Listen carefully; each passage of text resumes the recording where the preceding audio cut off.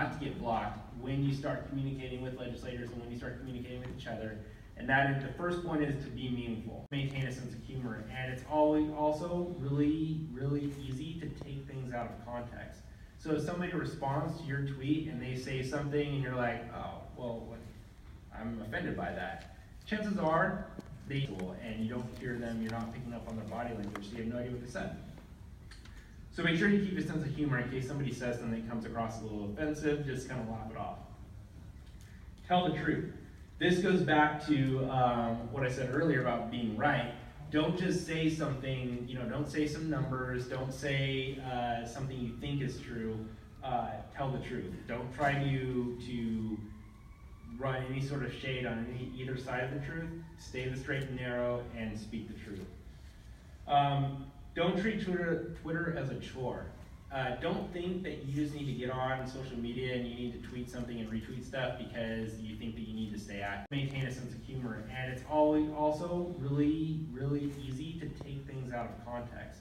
So if somebody responds to your tweet and they say something and you're like, oh, well, I'm offended by that. Chances are they and you don't hear them, you're not picking up on their body language, so you have no idea what they said. So make sure you keep a sense of humor in case somebody says something that comes across a little offensive, just kind of laugh it off. Tell the truth. This goes back to what I said earlier about being right. Don't just say something, don't say some numbers, don't say something you think is true, tell the truth. Don't try to run any sort of shade on either side of the truth. Stay the straight and narrow and speak the truth.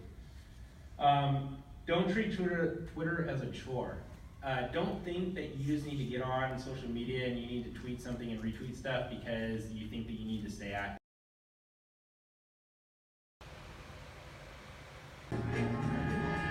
In social media, so take it away, you guys.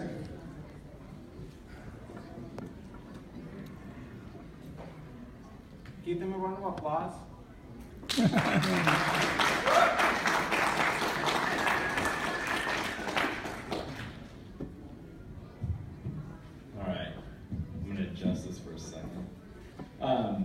So my name is Jason Roth, and I am CEO of Tuliberg, a business development and digital marketing firm. And we're based out of San Joaquin County, and I'm also a San Joaquin County Hispanic Chamber Board Director. So that is me. And I am Heather Brent. I'm the multimedia coordinator at Tuliberg, and that is me. So today we're going to be talking about civic engagement in the digital age. And how many of you out here have a Twitter account? Show of hands. Okay, we actually can't do this presentation unless everybody has one, so we'll pack it up. Wait, why don't we help them? We can help them, right? Yeah, I think we can help. I think we can help you learn how to get one right now while we're sitting here. So, how do I get a Twitter? That's like a question that we get a lot in our line of business. We get a lot of questions about how do I tweet, how do I upload a picture, and then we get much more advanced questions with people wondering how to engage in social media. But for the purpose of this presentation, I'm going to walk you guys through this. It's also very weird that everybody has to sit near the back, so I feel like I can't see you guys. I'm going to have to yell. So the first thing you do, you go to your app store. How many of you know what the app store is? Everybody? If you have your smartphone, I don't know why we say smartphone anymore. Everybody's phone is smart now. But if you get out your phone and you go to your app store, whether it's Droid or it's iOS, you type in Twitter, you hit download, you go through the process of onboarding, you get to select your username, and you can send out your first tweet within minutes.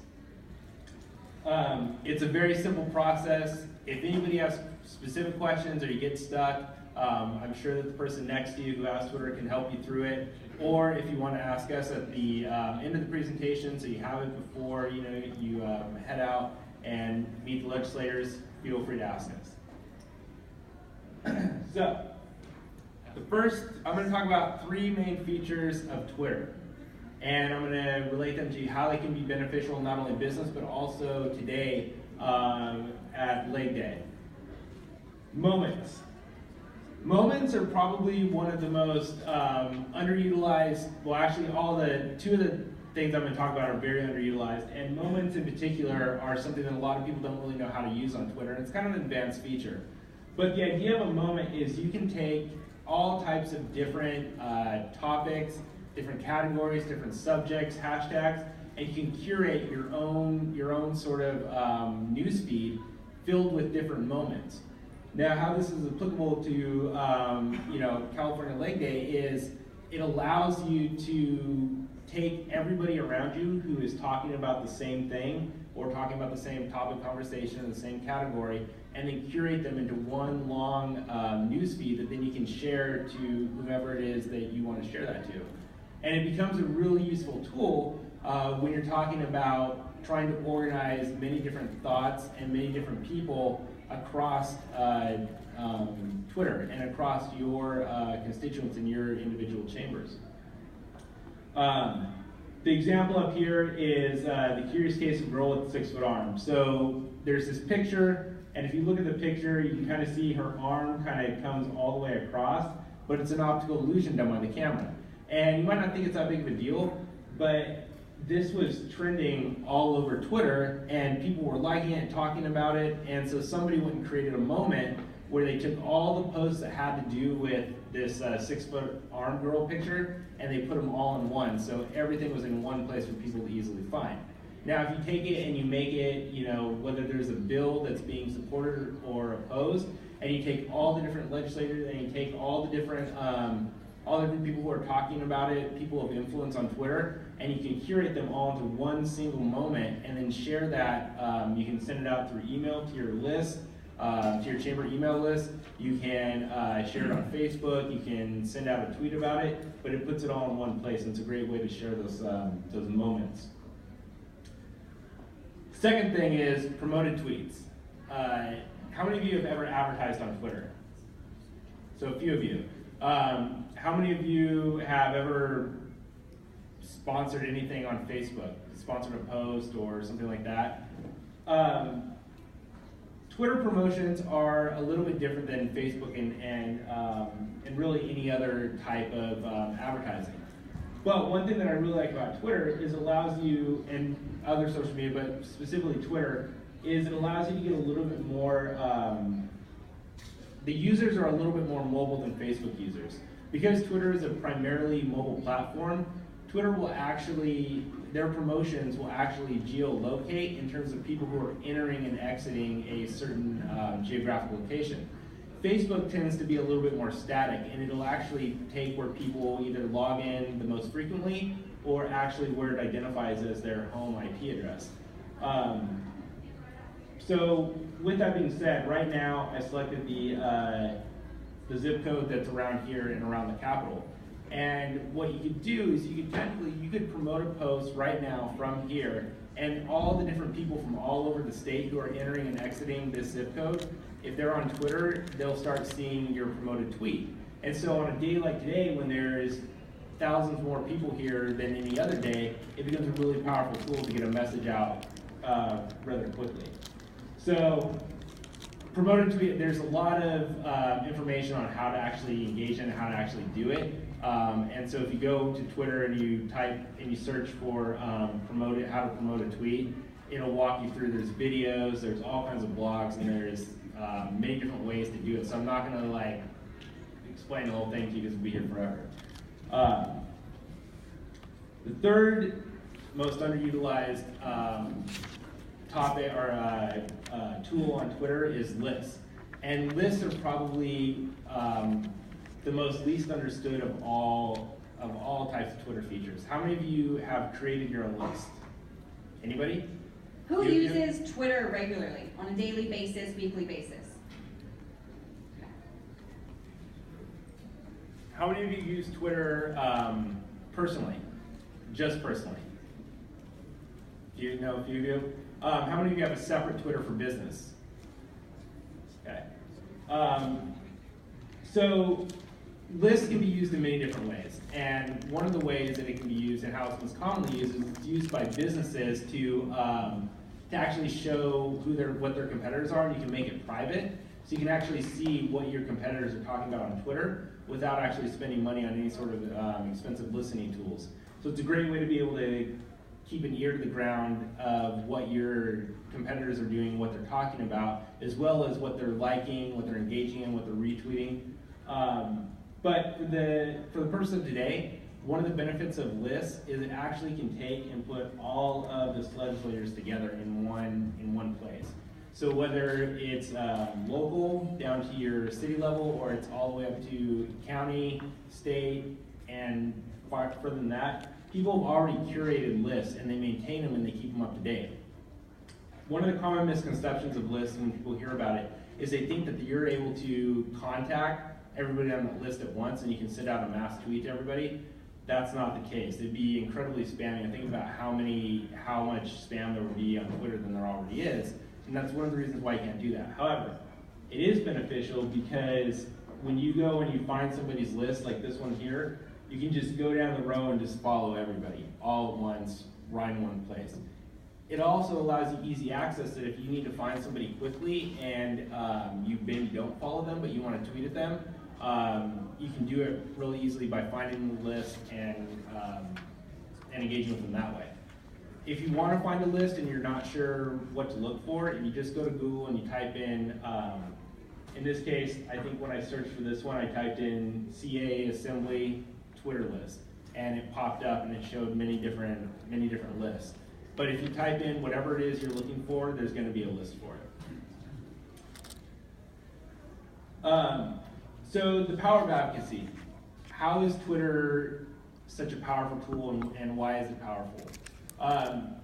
There's probably never been a point in time, other than the last, I'd say 5 years, where advocacy has taken a much different approach to changing the way that people think and react to things, other than Twitter. And the reason for that is because Twitter allows you to directly communicate with people without friend requesting them, without having to have them come and like your page. It allows for a direct connection that is not considered invasive. If you were to right now, if you were to go and find anybody in this room who you're not friends with on social media, if you see somebody across the room, so if I see Steven across the room and we're not friends on Facebook, but I just send him a message, he's gonna be like, whoa, that's weird, why is Jason sending me a message? We are friends though, we know each other for a while, but if I didn't, it would be kind of weird. And Twitter, it's not weird. If somebody tweets at you, it's an expectation of the platform. So it kind of decreases that barrier of confidence in whether somebody's going to see it. The other reason why it's great is because even if an assembly member or a senator or anybody has a Facebook page, if you go and message them, Facebook decides how it will deliver that message. And not everybody's going to see that message, especially if somebody gets a lot. So what happens is it might go to the bottom of the barrel, and on mobile, Facebook has actually developed a new tool where you can sort your inbox. So you can mark things as spam, you can go back to things, but it's really easy to get lost in all the other messages that pages like that receive. With Twitter, it's an instant connection, and they're probably going to see it because they have a notification set that if somebody mentions them, they're going to get an alert about it. And it allows for that back and forth that otherwise doesn't exist. This turns around and starts shaping how you advocate and how people are recognizing advocacy. Because before, you think of the old movie with Jimmy Stewart, Mr. Smith goes to Washington, he's there talking, and he's trying to show that he has support, and what happens is everybody comes in and dumps a bunch of letters on there. That was true back then, and now Twitter is that new form of that letter and that connection. Because you can have, when they're up there and they're debating a bill and they're talking about it, they all have their iPads and they all have their phones, and they might be monitoring stuff, they might be listening, but they're probably going to have their Twitter open, they're probably going to be getting alerts about it.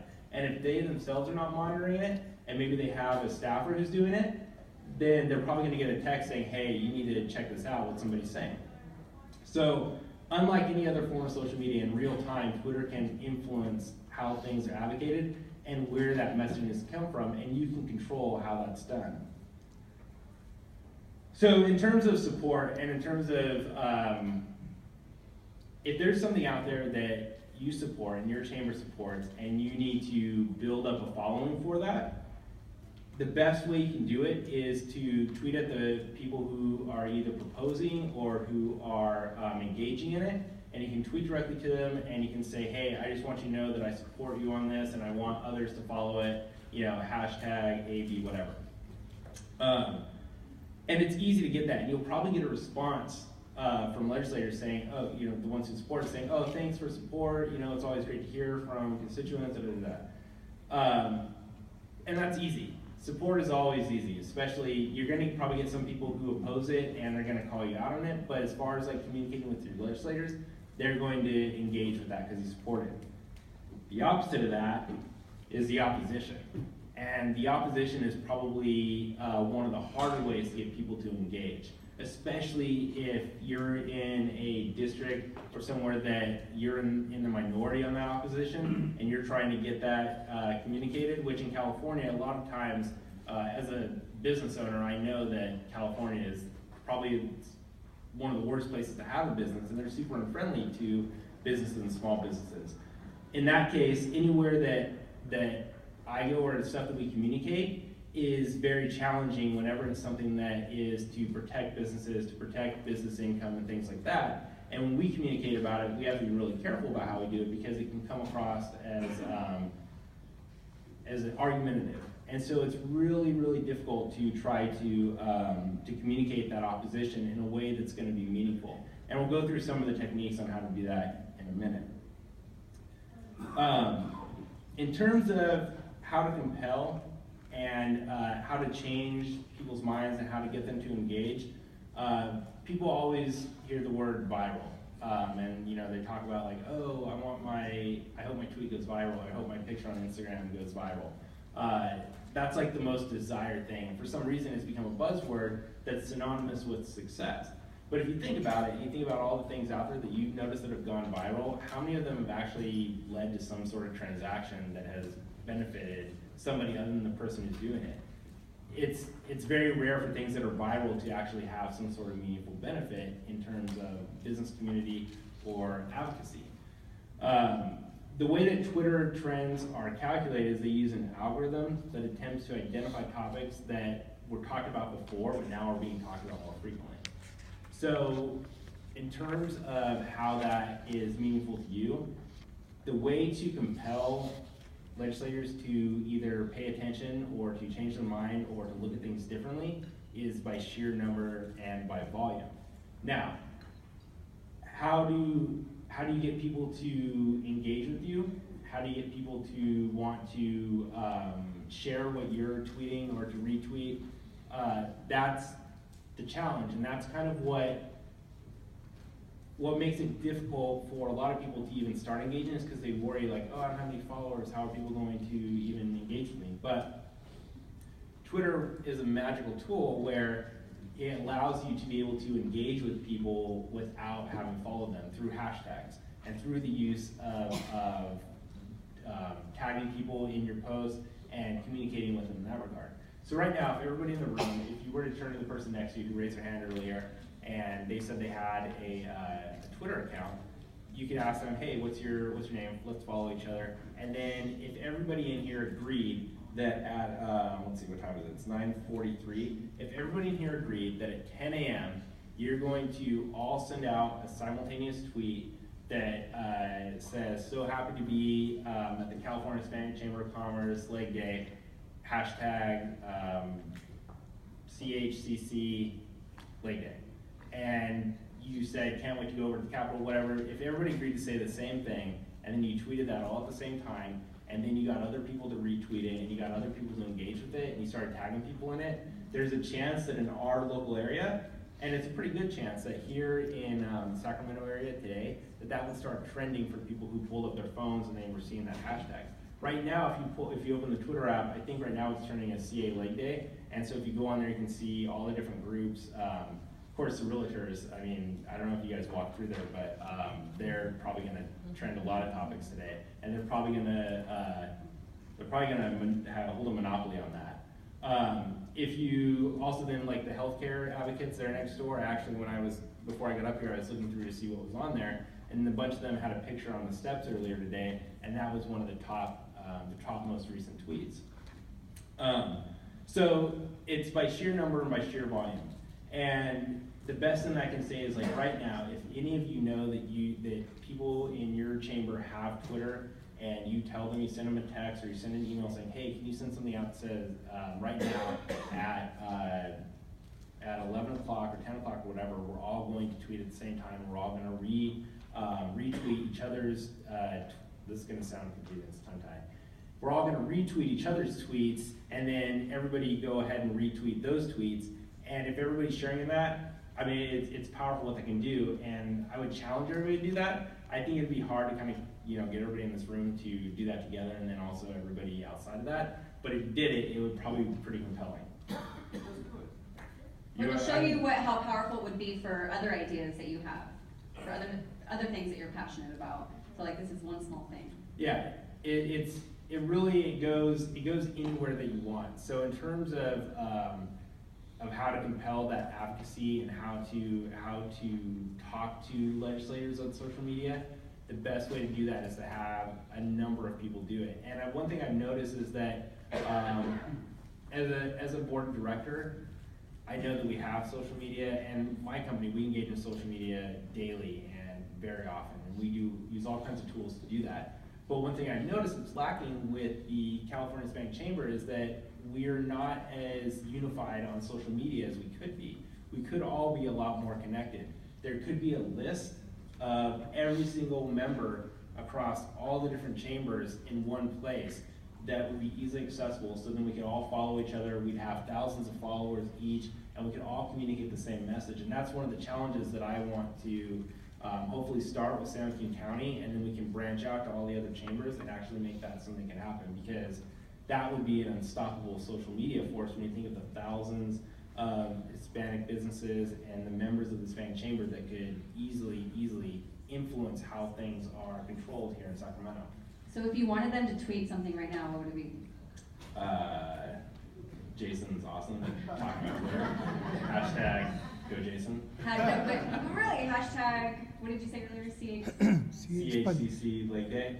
So whatever you guys post, do the hashtag with the CHCC Lake Day, and then encourage your neighbor to retweet it and follow you.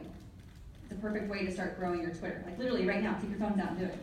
And then Switch here. We've been specifically talking about Twitter, but let's talk about media in general, whether it's Facebook, whether it's Instagram, whether it's Twitter, or whether maybe you have a cause that you feel very passionate about or something that you want to get to the news and media. I spent 6 years producing and reporting for CBS, and it went from the first 2 years of my email. I want you to just reach out on my Facebook, see a journalist who might be someone who covers the same things that you have passion about, and reach out to them. And you know this by watching them on the TV. You know which ones are passionate about certain things. You can tell by the stories that they cover. Next. The new media underdog. Who has their cell phone right now? What is the one thing that you will not leave the house without? I forgot breakfast this morning, but you know what I have in my hand? I have my cell phone. What is the one thing that you might be 30 minutes away from home and you are like, oh my God, I feel like I'm missing my third hand right now?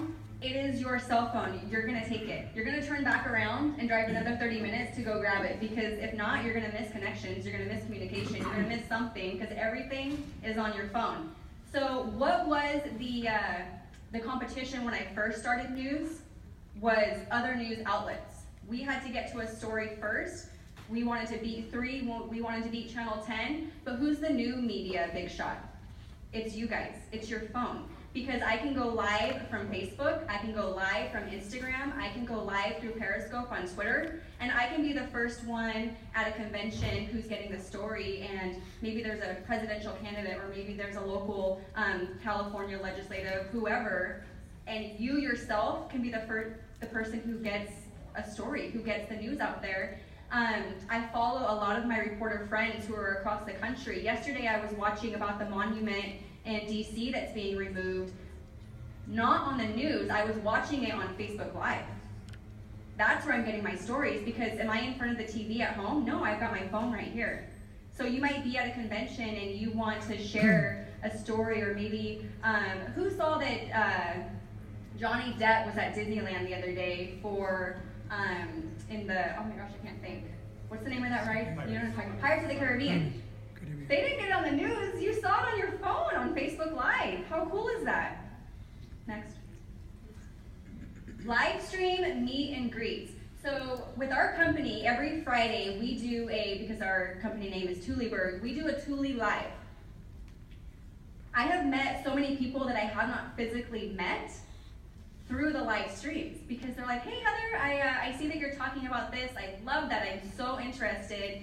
Can we talk more about it? Sure, I see their comment. I reach out to them. You can make so many connections at various events because somebody who may not have known that that event was going on is interested at what you're doing, and vice versa. You might be on Facebook and see someone doing a Facebook Live about another Hispanic Chamber of Commerce event, and you're like, when was that?